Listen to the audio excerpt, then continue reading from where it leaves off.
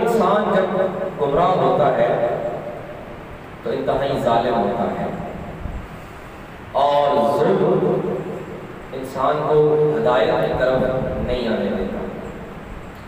صحابی ہیں حضرت اکرمہ، وہ بتاتے ہیں کہ امام الانبیاء، خاتم الانبیاء، ہم غریبوں کے غمگسار آقا، مہربان آقا، کریم آقا کی بارگاہ میں ایک بندہ پیش ہوا۔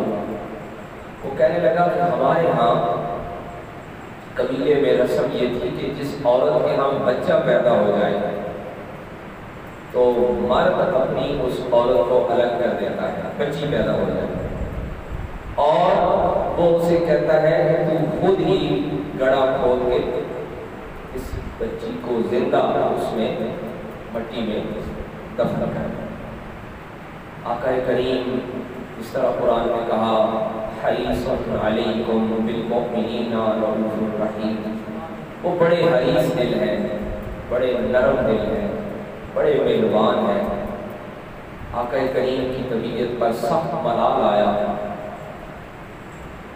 اور اس موقع پر جبریل امین آئے اور یہ سورہ انعام کی آیت نمبر 139 اور 140 نازل ہوئی، اور اللہ کریم نے ان کی اس زمانہ جاہلیت کی جو رسمیں ہیں ان کا نہ صرف توڑ کیا بلکہ ان کو قرآن مجید میں باقی رکھا، تاکہ آنے والے قیامت تک قرآن مجید پڑھنے والے، چاہے وہ کسی خطے میں ہو، کسی زمانے میں ہو، کسی علاقے میں ہو، انہیں یہ خبر ملنی چاہیے کہ ظالم کے لیے ہدایت نہیں ہے، اور ظالم کیا کرتا ہے، اس کی عادات بتائیں کہ وہ اپنے مال مویشی کے لیے بھی ظالم ہے، اپنی اولاد کے لیے بھی ظالم ہے، اپنے اہل خانہ کے لیے بھی ظالم ہے۔ اسی لیے آقا کریم امام الانبیاء صلی اللہ علیہ وسلم نے مومن کی صفات میں بتایا ہے، مومن رقیق القلب ہے۔ حدیث پاک میں ہے کہ مومن انتہائی نرم دل ہے، انسانوں کے لیے بھی اور جانوروں کے لیے بھی، حیوانوں کے لیے بھی۔ مومن کبھی ظالم نہیں ہو سکتا، مومن کے عادات میں، مومن کے خیالات میں، مومن کے زبان میں سختی نہیں ہو سکتی۔ ظلم جو ہے یہ سختی کا نام ہے، جبر کا نام ہے۔ آپ تصور کریں، ہم آج تصور نہیں کر سکتے ہر صاحب اولاد انسان کہ کیسے وہ پتھر دل لوگ تھے اور کس قدر ان پہ ظلم اور بدعقیدگی اور گمراہی ان پہ پختہ ہو چکی تھی کہ جو اپنی بچیوں کو زندہ مٹی میں دفن کر دیتے ہیں۔ اور صرف یہی نہیں، اللہ کریم نے ان کی دوسری عادات بھی بتائی کہ جو ظالم ہوتا ہے، جو ہدایت سے پھر جاتا ہے، جو انصاف اور عدل کو چھوڑ دیتا ہے، وہ صرف یہ نہیں کہ وہ ایک کام میں ظالم ہوتا ہے بلکہ وہ اپنے پورے مزاج میں، پوری شخصیت میں ظالم ہوتا ہے۔ فرمایا کہ یہ کیسی بات ہے؟ اللہ کریم نے فرمایا وَقَالُوا مَا فِي بُطُونِ هَٰذِهِ الْأَنْعَامِ، یہ تو اپنے پالتو جانوروں کے ساتھ بھی ظلم کرنے والے ہیں۔ خَالِصَةٌ لِذُكُورِنَا وَمُحَرَّمٌ عَلَىٰ أَزْوَاجِنَا، یہ اپنی عورتوں کے ساتھ بھی ظلم کرنے والے ہیں، اپنے اہل خانہ کے ساتھ بھی، اپنی اولاد کے ساتھ بھی۔ اب جب آقا کریم آپ جو انتہائی مومن کے لیے حریص ہیں، مہربان ہیں، آپ تک یہ واقعات پہنچائے جا رہے ہیں، تو آقا کریم ان کے لیے اپنے دل میں ایک پریشانی لیتے ہیں کہ یہ کیسے انسان ہیں جو انسانیت سے اس قدر گر چکے ہیں۔ رب کریم آپ کے لیے یہ آیات اتارتا ہے کہ اے میرے محبوب، جو ظالم ہو جائے، اچھا قرآن نے شرک کو بھی اسی لیے ظلم قرار دیا ہے کہ انسان جب ظالم ہو جاتا ہے، اور ظلم کی جو تعریف عربی میں کی جاتی ہے کہ ظلم کہتے ہیں کسی شے کو اس کی اپنی اصل جگہ سے ہٹا کے رکھنا، اس کی اپنی اصل جگہ سے ہٹا دے. اور عدل کی تعریف یہ ہے، ظلم کے متضاد عدل ہے، اور عدل کی تعریف یہ ہے کہ کسی شے کو اپنی اصل جگہ پہ رکھنا. رب کریم نے اسی لیے شرک کو ظلم قرار دیا کہ انسان اپنے آپ کے ساتھ ظلم کرتا ہے. اور جب انسان ہدایت سے دور ہو جاتا ہے، یقین کیجئے کہ ہم کبھی نہیں کہہ سکتے. آج دنیا ہمیں بڑی مثالیں دیتی ہے کہ جی وہ بڑے نرم مزاج ہیں. جیسے میں نے پیچھے بھی جو وقت مبارک میں عرض کیا کہ کسی شخص کے بارے میں ہم کیسے مان لیں جب قرآن کہتا ہے کہ مشرک ظالم ہے. اب وہ چاہے بھلائی کے جتنے کام کرتا رہے، وہ کہتا ہے میں انسانوں کی بڑی خیر خواہی کر رہا ہوں. انسانوں کی خیر خواہی تب کرے گا جب وہ پہلے اپنے آپ کو خیر خواہی کرے گا. جو اس کا اپنا 6 فٹ کا وجود ہے پہلے اس پہ خیر خواہی کرے، پہلے اس کی جواب دہی ہے.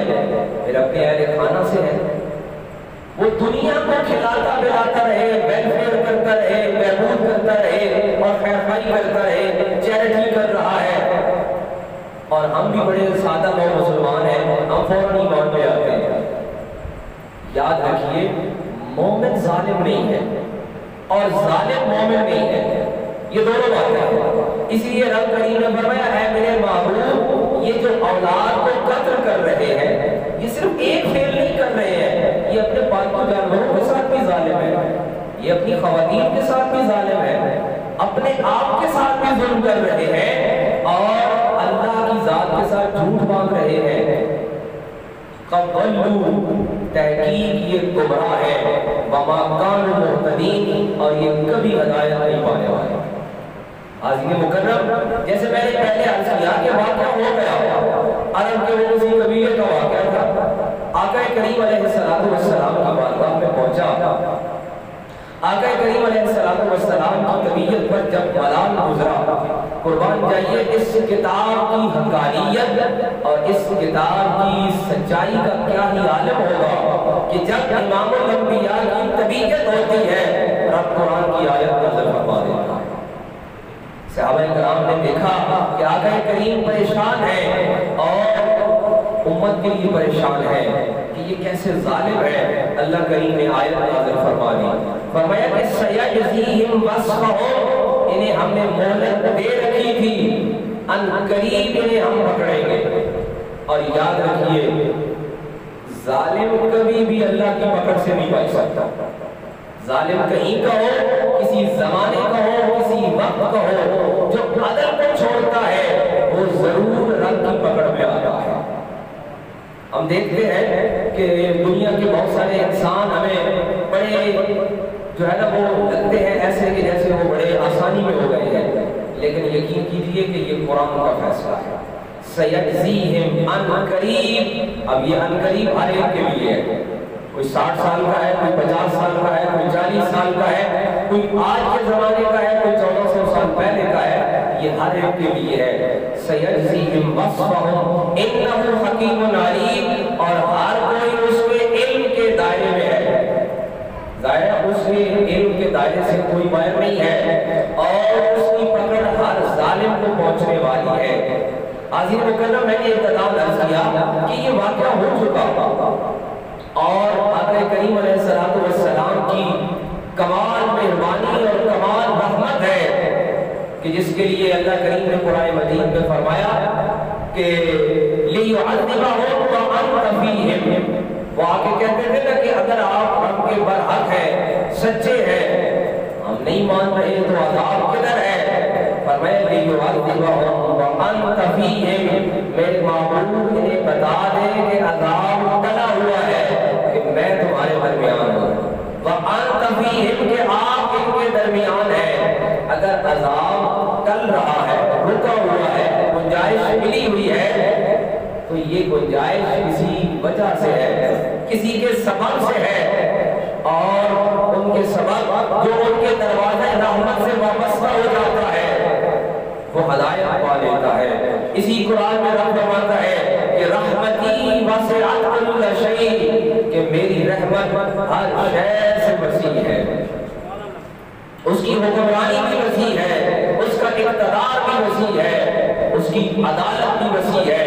اس کی پکڑ بھی وسیع ہے، لیکن رب اعلان کس چیز کا فرماتا ہے؟ ایک یہ ہے کہ وہ ان اللہ علی کل شیء قدیر ہے، اس کی قدرت، اس کی اتھارٹی وہ بھی لامحدود ہے، لیکن وہ اعلان کس کا کر رہا ہے کہ رحمتی واسعت کل شیء، لوگوں سن لو میری رحمت ہر شے سے وسیع ہے، میری رحمت ہر شے سے وسیع ہے۔ ہاں آپ اس رحمت کو پانا کیسے ہے؟ قرآن نے کہا کہ وَمَا أَرْسَلْنَاكَ إِلَّا رَحْمَةً لِلْعَالَمِينَ، رحمت پانے کے لیے، مہربانی حاصل کرنے کے لیے اور ہدایت لینے کے لیے بارگاہ رسالت سے وابستہ ہونا پڑے گا۔ دنیا کے ہر ظالم کو ہدایت نہیں مل سکتی، نہیں مل سکتی، مگر جو بارگاہ رسالت سے وابستہ ہوگا، جو بارگاہ رسالت میں آ کے جھک جائے، جو بارگاہ رسالت سے وابستہ ہو جائے۔ اور یاد رکھیے یہ کسی زمانے کی قید نہیں ہے، یہ کسی وقت کی پابندی نہیں ہے، بلکہ قیامت تک کے لیے ہے کہ ظالم کے لیے ہدایت نہیں ہے، مگر جو بارگاہ رسالت میں آ کے جھک جائے۔ اب اس نے کرنا کیا ہے؟ ظالم کیونکہ اکڑا ہوا ہوتا ہے، ظالم غرور کا شکار ہوتا ہے، ظالم تکبر کا شکار ہوتا ہے، اور بارگاہ رسالت کا پہلا کرینہ کیا ہے، پہلی سیڑھی کیا ہے؟ وہاں جھکنا پڑتا ہے، وہاں جھکنا پڑتا ہے۔ کس قدر جھکنا پڑتا ہے؟ قرآن نے سورہ حجرات میں بتایا یا ایھا الذین آمنوا لا ترفعوا اصواتکم فوق صوت النبی، ایمان والوں اپنی آوازوں کو بھی آہستہ کرو۔ گردن تو جھکی ہوئی ہے ہی، اور گردن کے اندر جو کچھ ہے وہ بھی جھکا ہوا ہے، لیکن میرے محبوب کی بارگاہ میں آواز بھی پست رکھنی ہے۔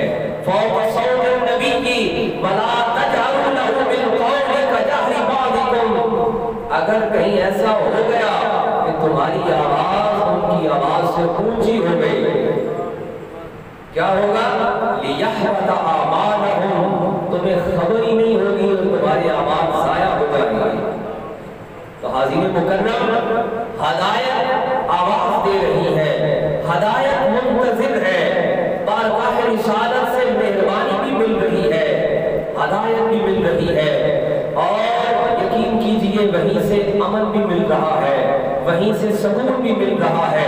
وگرنہ حال تو یہ تھا جیسے سورہ انعام کی آیت میں رب کریم نے فرمایا میرے محبوب یہ تو ظالم ہے جو آپ سے دور ہے، جو بارگاہ رسالت سے دور ہے وہ ظالم ہے، اور وہ ظالم صرف یہ نہیں ظالم کہ انہوں نے اپنی اولاد میں ظلم کیا، یہ ایک ظلم ہے کہ اپنی بچیوں کو زندہ دفن کیا، انہوں نے اپنے اہل خانہ میں بھی ظلم کیا، اپنے مال مویشی کے لیے بھی ظالم ہے، اور اپنے آپ میں بھی ظلم کیا ہے۔ اور جو جتنا بارگاہ رسالت سے دور ہے وہ ہدایت سے دور ہے۔ اب حاضرین مکرم یہ تو ساری تصویر ہو گئی زمانہ جاہلیت کی، اب ہمارے لیے اس میں کیا سبق ہے کہ مومن ہو اور پھر اکڑ ہو، مومن ہو اور اس میں تکبر ہو، مومن ہو اور اس میں غرور ہو، ہم اولیاء اللہ کا دامن کیوں تھامتے ہیں؟ کئی بزرگان دین ایسے ہیں کہ وہ لفظ میں کو زبان پہ نہیں لاتے، لفظ میں کو زبان پہ نہیں لایا، ساری عمر کہ کہیں اس سے تکبر کا اظہار نہ ہو جائے، کہیں اس سے غرور کا اظہار نہ ہو جائے، اور اپنے آپ کو عاجزی میں، مسکینی میں، انکساری میں رکھا۔ اس لیے کہ بارگاہ رسالت سے جنہوں نے فیض پانا ہے، بارگاہ رسالت سے جنہوں نے ہدایت لینی ہے، اور بارگاہ رسالت سے جنہیں رحمت ملنی ہے، رحمت اپنے اصل معنی میں ہوتا ہے مہربانی۔ مہربانی کس میں ہوتی ہے؟ وہ جھک جاتا ہے، استاد بھی اس پہ مہربانی کرتا ہے، جو شاگرد جھک جاتا ہے غلطی تسلیم کر لیتا ہے۔ فرمایا کہ جو بارگاہ رسالت میں جھک جائے اس کے لیے رحمت ہے، اس کے لیے ہدایت ہے، اس کے لیے مہربانی ہے، اس کے لیے عنایات ہے، اور جو بارگاہ رسالت سے دور ہے وہ جہاں پہ بھی پہنچ جائے، آسمانوں پہ پہنچ جائے، جہاں پہنچ جائے وہ ظالم ہے۔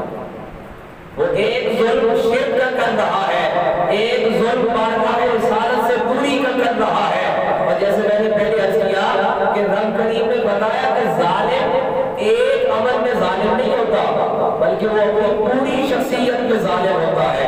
وہ اپنے اہل خانہ کے لیے بھی ظالم ہے, اپنے پالتو مویشیوں کے لیے بھی ظالم ہے. رب کریم نے فرمایا یہ اہل خانہ کے ساتھ بھی ظلم کر رہے ہیں, مویشیوں کے ساتھ بھی ظلم کر رہے ہیں, اولاد کے ساتھ بھی ظلم کر رہے ہیں, اس لیے کہ بارگاہ رسالت سے دور ہے. اس کا ہمیں کیا سبب ملا کہ جو بارگاہ رسالت سے وابستگی کا دم بھرتے ہیں ان کے ہاں عاجزی ہے, ان کے ہاں انکساری ہے, ان کے ہاں بندگی ہے, اور پھر ان کے لیے مہربانی ہے, ان کے لیے ہدایت ہے, ان کے لیے رحمت ہے, ان کے لیے ہدایت ہے.